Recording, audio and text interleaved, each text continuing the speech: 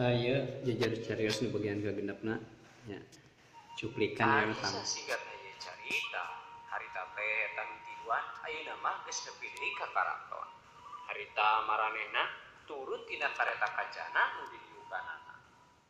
Ari Jangdarta harita teu loba tatanya manehna keur di mana jeung dek ka mana lantaran bahir jauh ge samemehna geus mere bongbolongan ngeunaan eta patempatan teh jeung dilampaheun kena kudu kumaha-kumahana.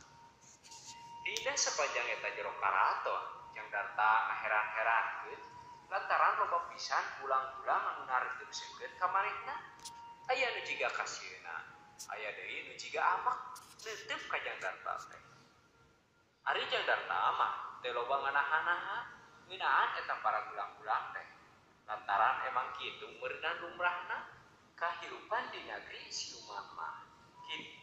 Tah kita cenah baraya ya teh nuju ngalakonkeun Jangdarta anu tos aya di karaton namanya perjalanan di karaton yang hadap nantos berhadapan sareng pun Raja Durweksa. Di atas bae mendarna piduana we ieu channel sing tiasa normal deui.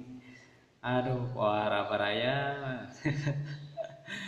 Hatur nuhun kasadayana para pencinta dongeng Sunda anu kusim kuring di Ropea, mudah-mudahan atas sadayana sing tetap aya dina ginajar kawilujengan. Hapunten pisan sateu acana ya.